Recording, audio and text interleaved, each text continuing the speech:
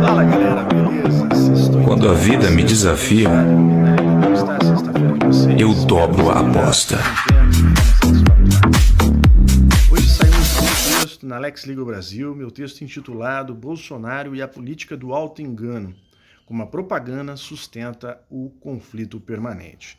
É esse texto que lerei a partir de agora. Eu peço que você me acompanhe até o fim. Se gostar do texto, curte, compartilha e segue aqui o meu canal no YouTube. Beleza, pessoal? Grande abraço. Vamos lá. Jair Bolsonaro segue no centro da vida política brasileira, não por apresentar um projeto consistente de país, mas por dominar, como poucos, a arte da propaganda baseada no ressentimento, na vitimização e no conflito permanente. Mesmo fora do Palácio do Planalto, ele continua a pautar debates, mobilizar afetos e organizar sua base política por meio de uma narrativa que transforma qualquer crítica em perseguição e qualquer cobrança em injustiça. O bolsonarismo não depende de governo, ele depende de encenação. Esse método ajuda a entender por que Bolsonaro permanece relevante mesmo após derrotas eleitorais, investigações e desgaste institucional. Sua força não está no convencimento racional, mas na capacidade de oferecer sentido emocional a frustrações reais. A propaganda, nesse caso, não atua como mentira grosseira, mas como convite ao auto-engano coletivo, em que seguidores passam a interpretar o mundo a partir de um roteiro já pronto.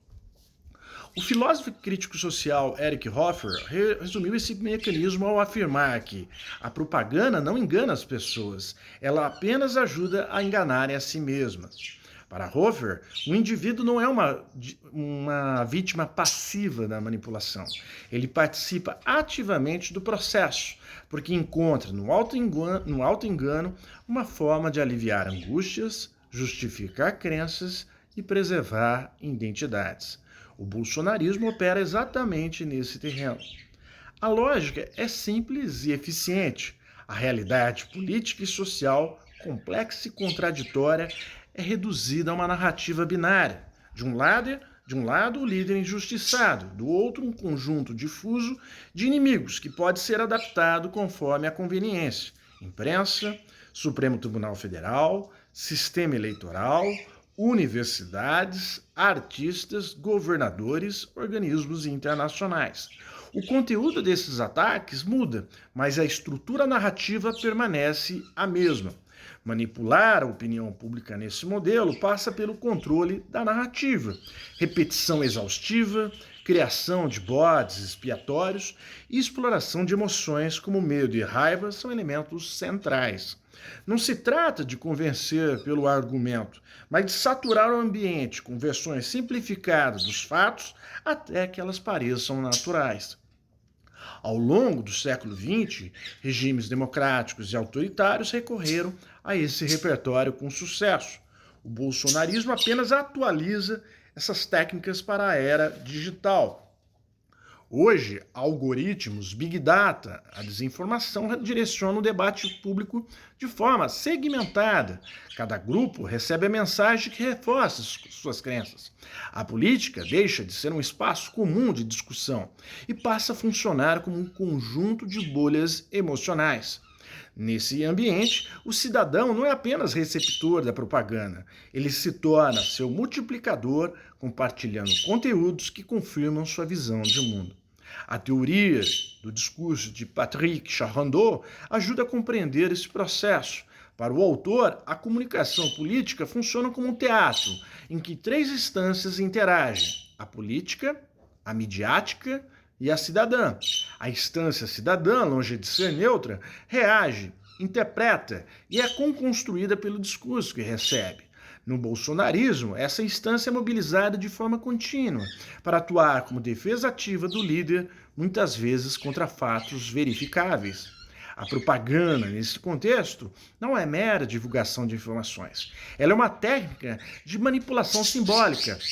Seu objetivo não é ampliar a autonomia do sujeito, mas orientar condutas e moldar percepções, operando muito mais no campo do afeto do que da razão crítica. A realidade é recortada, distorcida e hierarquizada para produzir narrativas que parecem inevitáveis. Com isso, o indivíduo deixa de ser tratado como cidadão reflexivo e passa a ser visto como massa emocionalmente mobilizável. O debate sobre políticas públicas, estruturas econômicas ou responsabilidades institucionais é substituído por uma dramaturgia constante. Importa menos o que é dito e mais como é encenado. No caso de Jair Bolsonaro, essa encenação tem um eixo central, a vitimização. O ex-presidente se apresenta de forma recorrente como alguém perseguido por forças poderosas e injustas. Essa narrativa cumpre uma função política clara. Ela desloca responsabilidades, relativiza falhas de gestão e transforma críticas legítimas em ataques pessoais. O conflito não é um efeito colateral, ele é o próprio combustível da estratégia. Outro elemento central dessa propaganda é o uso simbólico do corpo, a exposição recorrente de cirurgias, internações e imagens de fragilidade física não é apenas um dado pessoal, ela é incorporada à narrativa política como prova de sacrifício e resistência. O sofrimento individual passa a funcionar como escudo contra cobranças políticas. Questionar o líder nesse enquadramento vira sinônimo de insensibilidade ou crueldade. O corpo adoecido se transforma em instrumento de comunicação política, não para gerar empatia universal, mas para reforçar a imagem de heroísmo diante de um sistema supostamente implacável. A crítica racional perde espaço para a comoção. O debate público se empobrece. Esse tipo de propaganda não elimina a liberdade formal de escolha. Ele a esvazia por dentro.